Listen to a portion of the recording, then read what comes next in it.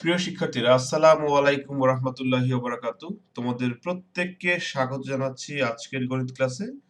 আজ আমি ষষ্ঠ শ্রেণীর গণিত বিষয়ের অধ্যায় ৪ অর্থাৎ মৌলিক উৎপাদকের গাছ অধ্যায়টির গসাগু অংশের অনুশীলনীর ৭ নং সমস্যা নিয়ে আলোচনা করব। তাহলে চলো আমরা সমস্যাটি দেখি, দেখে পড়ি, পড়ে বুঝি, বুঝে সমাধান করি। একটি ঘরের দৈর্ঘ্য, প্রস্থ, উচ্চতা যথাক্রমে ৬ মিটার ৮০ সেন্টিমিটার, ৫ মিটার ১০ সেন্টিমিটার এবং ৩ মিটার ৪০ সেন্টিমিটার দেয়া আছে। একটি ঘর কল্পনা করি যার দৈর্ঘ্য, প্রস্থ এবং উচ্চতাগুলো এখানে দেয়া আছে। তোমাকে কোনো স্কেল দেওয়া হবে না, শুধু একটি লাঠি দেওয়া হবে। লাঠির দৈর্ঘ্য তুমি যা চাইবে সেটাই পাবে, কিন্তু একবারই বলার সুযোগ পাবে, মানে লাঠি একটিই পাবে।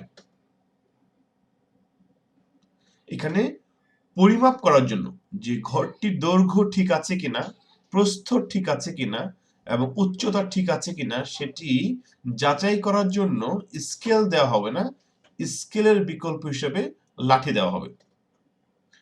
এখন যেই লাঠি তোমাকে দেওয়া হবে সেটি একবারই তুমি বলার সুযোগ পাবে কোন মাপের লাঠি তুমি চাও। এই লাঠি দিয়ে তোমাকে ঘরের দৈর্ঘ্য, প্রস্থ ও উচ্চতা প্রত্যেকটি সঠিকভাবে পরিমাপ করে নিশ্চিত করতে হবে। অর্থাৎ লাঠি দেওয়ার উদ্দেশ্য হচ্ছে যে ঘরগুলোর দৈর্ঘ্য, প্রস্থ এবং উচ্চতা এগুলো সঠিক আছে কিনা তা যাচাই করা।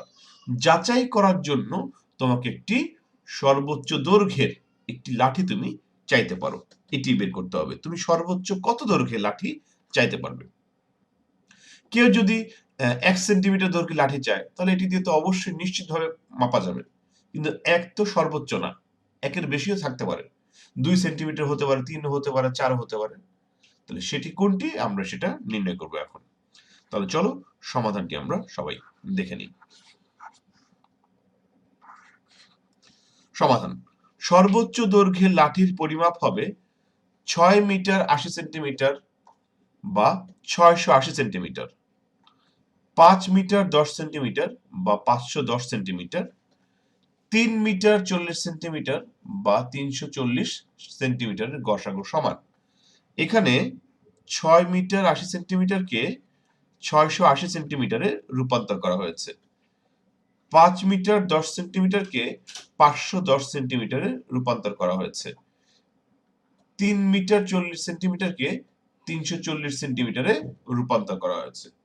অর্থাৎ এককগুলো সবগুলো আমরা সেন্টিমিটারে পরিবর্তন করলাম। এবার ৬৮০ এর মৌলিক উৎপাদকগুলো লেখা হয়েছে। আমরা যদি একটু পাশে রাফ করি, ৬৮০ একে যদি আমরা ২ দ্বারা ভাগ দেই তাহলে ৩ ৪ ০ অর্থাৎ ৩৪০। আবার ২ দিয়ে ভাগ দিলে ৩৪ এর অর্ধেক হচ্ছে ১৭, ১৭০। আবার যদি এখানে আমরা ৫ দিয়ে ভাগ দেই তাহলে হয় হচ্ছে ৩ ৫ ১৫, এটা ২ দিয়েও ভাগ যায়, আবার ২ দিয়ে ভাগ দিতে পারি। ২ দিয়ে ভাগ দিলে হচ্ছে ৮ আর হচ্ছে ৮৫, ৫, তাহলে ৮৫ হয়। এখন ৫ দিয়ে ভাগ দিলে আমরা ১৭ পাই। তাহলে ২ গুণন ২ গুণন ২ গুণন ৫ গুণন ১৭, এটি হচ্ছে তার মৌলিক উৎপাদক। ঠিক একইভাবে আমরা ৫১০ কে আমরা দেখাতে পারি ২ গুণন ৫ গুণন ৩ গুণন ১৭। অনুরূপভাবে ৩৪০ কে আমরা লিখতে পারি ২ গুণন ২ গুণন ৫ গুণন ১৭। তাহলে প্রত্যেকটি সংখ্যাকে আমার মৌলিক উৎপাদকে প্রকাশ করা হয়ে গেছে।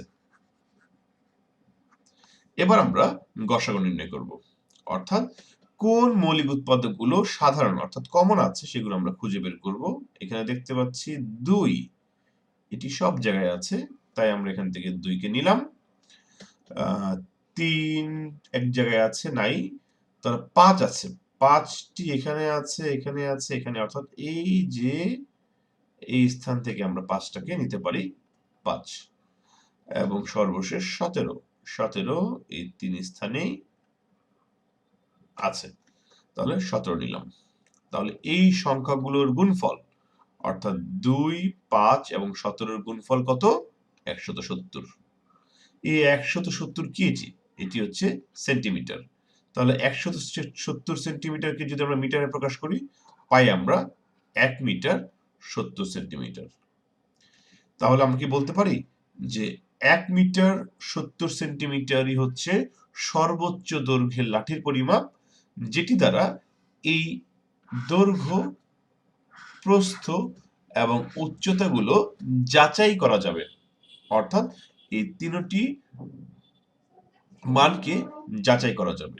এটি কিন্তু আমাদের নির্ণয় উত্তর, অর্থাৎ 170 সেন্টিমিটার বা 1 মিটার 70 সেন্টিমিটার। প্রিয় শিক্ষার্থীরা, আশা করি তোমরা সকলেই সমস্যাটির সমাধান বুঝতে পেরেছ। সাথে থাকার জন্য ধন্যবাদ সবাইকে।